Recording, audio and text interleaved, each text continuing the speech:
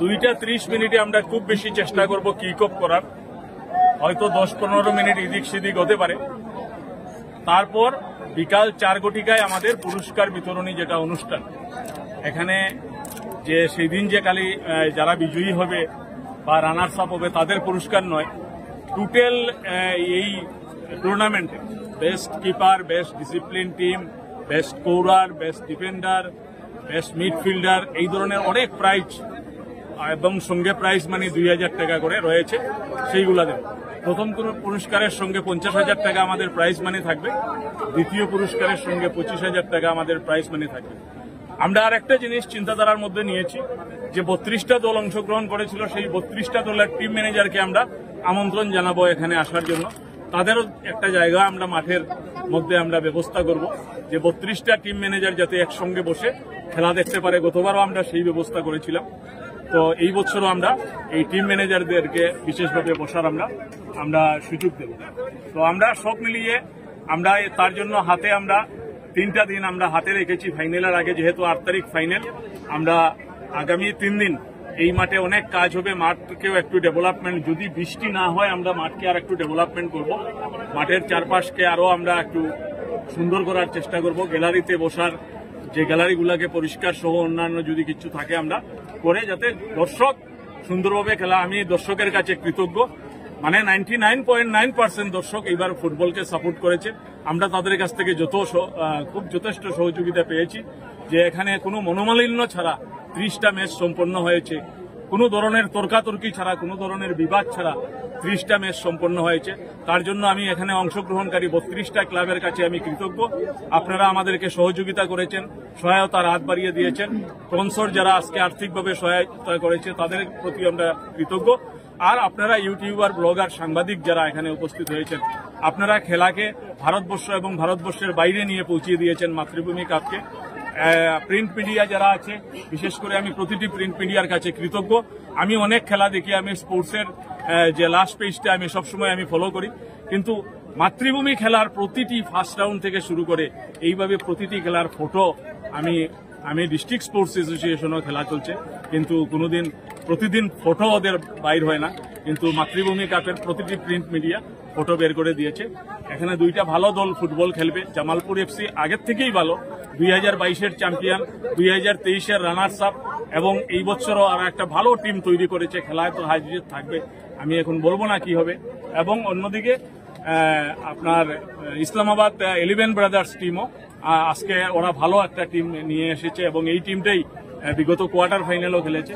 তো 2টা ভালো দলের খেলা আমরা সবাই মিলে উপভোগ করব। খেলায় হার জিত থাকবে, মনোমালিন্য যাতে থাকে না। আমরা মনোমালিন্যের জন্য এখানে মাতৃভূমি ক্লাব খেলা আয়োজন করিনি, আমরা একটা উৎসব এটা। আজকে আপনারা চিন্তা করে দেখুন, আজকে এখানে গারমুড়া, হাইলাকান্দি, কাটলিচড়ার থেকে আপনাদের মতো ইউটিউবাররা এসে এখানে মাঠে প্রবেশ করেছে। হাইলাকান্দির থেকে এসেছে, সোনাই, সোনাবাড়িঘাট, এইগুলা তো আমরা আর ধরছি না, তারা তো লোকেল। সোনাই থেকে যারা আসছে লোকেল, খাজিডোর থেকে যারা আসছে লোকেল, সোনাবাড়িঘাট থেকে সব লোকেল মানুষ। কিন্তু শিলচর সহ বাইরে মেহেরপুর থেকে শুরু করে কাটলিচড়া, হাইলাকান্দি, গারমুড়া, রাতাসরার থেকেও লোক এসেছে খেলা দেখতে, কালাইন থেকে, কাটিগড়ার থেকেও লোক এখানে এসেছে খেলা দেখতে। আজকে 30,000-এর অধিক দর্শক এখানে খেলা উপভোগ করেছে। এবং আমাদের যেটা আইডিয়া, যেহেতু এখানে জামালপুরের খেলা হলে, মানে সেটা আজকের কথা নয়, আমরা 2022 থেকে লক্ষ্য করছি, জামালপুর এফসির খেলা হলে দর্শক সংখ্যাটা বেশি হয়। ফাইনাল খেলার দিন 50,000-এর বেশি দর্শক এই মাঠে হবে বলে আমরা আশা রাখছি। আমাদের যিনি সাংসদ শ্রদ্ধেয় পরিমল শুক্লবৈদ্য মহাশয়, উনি সেদিন বলে গিয়েছেন যে 1 লক্ষ দর্শক হবে। আমি আরো 50 কমিয়ে বলছি, জানি না ওনার কথা টিকবে না আমার কথা টিকবে, কিন্তু আমি বলছি 50, উনি 1 লক্ষ বলে গিয়েছেন। যাই হোক, সব মিলিয়ে যাতে খেলাটা সুন্দর হয়, আপনাদের সবার সহযোগিতা চাইছি। উভয় টিমের সাপোর্টার যারা আছেন সবের সহযোগিতা চাইছি। ধন্যবাদ। পার্শ্ববর্তী রাজ্য ত্রিপুরা থেকে তাদের প্রতিও আমরা কৃতজ্ঞ, যারা গুয়াহাটির থেকে, ত্রিপুরার থেকে, বাইরের রাজ্যগুলির থেকে এসে এখানে। আমরা তো যারা এখানে অর্গানাইজার ক্লাব মাতৃভূমি, যে আমরা জিনিসটাকে এত বড় নিয়ে আমরা শুরু করিনি। আমরা একটা খেলা শুরু করি যাতে টিমরা আসে খেলতে পারে, কিন্তু যখন আমরা শুরু করার পর থেকে ধীরে ধীরে প্রত্যেক বছর এটা এমনভাবে বিরাট একটা আকৃতি রূপ নেয় এই খেলাটা। আর আমরা মানে পরিচালনা করতে গিয়ে আমাদের যারা সদস্য, ওরাও এই কয়টা দিন থেকে, 1.5 মাস থেকে ওরা দিন রাত কঠোর পরিশ্রম করে যাচ্ছে। আমার ক্লাবের সদস্যরা পুরুষ বলুন আর মহিলা বলুন প্রত্যেকে মানে ঐক্যবদ্ধভাবে এই খেলাটাকে সুন্দর করার জন্য একটা পরিশ্রম করছে। তারা অক্লান্ত পরিশ্রম করে এখানে খেলা উপভোগ করার জন্য আসছে। কিন্তু দুর্ভাগ্যের ব্যাপার আমাদের এখানে যে বসার জায়গা আমরা ঠিক সেই নমুনার দিতে পারছি না। আর গেস্ট ক্যাম্পাসের মধ্যে আমরা কতজন গেস্টকে ঢুকাবো? স্থানীয়রা আছেন, বিভিন্ন ক্লাবের কর্মকর্তারা আছেন, আমার পরিচিত কিছু ক্লাব এখানে সংগঠন আছে, তারাও আছে। সবাই মিলে যদি আমরা ডায়াস ক্যাম্পাসে, তো আমাদের এরকম জায়গা নেই, আমরা জায়গা দিতে পারবো না।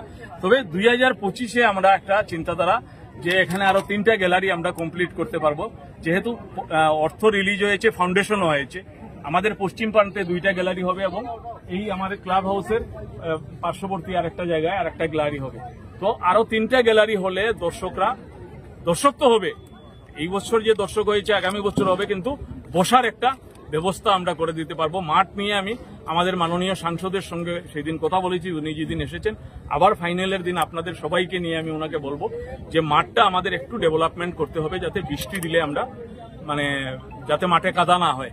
তো তার জন্য আমি যদি আবহাওয়া আমাদেরকে সাপোর্ট করে আমরা মাঠে একটু কাজ করাবো। আমার পরিচিত একজন মানুষ, তার কাছেও আমি কৃতজ্ঞ, খলিল উদ্দিন বড়বুইয়া, আজকে সকালে নিজে আমাকে ফোন করে বলেছে, গতকালকে সকালে, যে দাদা সেমিফাইনালটা শেষ হওয়ার পর হাতে 3 দিন সময় রয়েছে।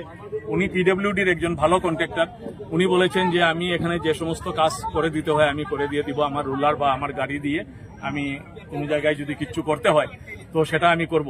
তো আমি এই ব্যাপারে আমি আমার ডিএস এর যিনি গ্রাউন্ড সচিব আছে ওনার সঙ্গে আলোচনা করেছি যে আমাদের মাঠ যে পরিস্থিতি রয়েছে এই মাঠে এখন কি করব। উনি বালি মাটি টোটালি না করে দিয়েছেন, এলাও করেননি। উনি বলছেন ঠিক আছে, আপনারা যদি মাঠটা শুকায় আপনারা রোলার করে নেন, আর যদি পারেন অল্প বিস্তর রাবিশ আপনারা মাটির রাবিশ যেটা আছে সেটা দিতে পারবেন, অন্যথায় বালি টালি এইগুলা দিলে এখন প্রবলেম হবে প্লেয়ার।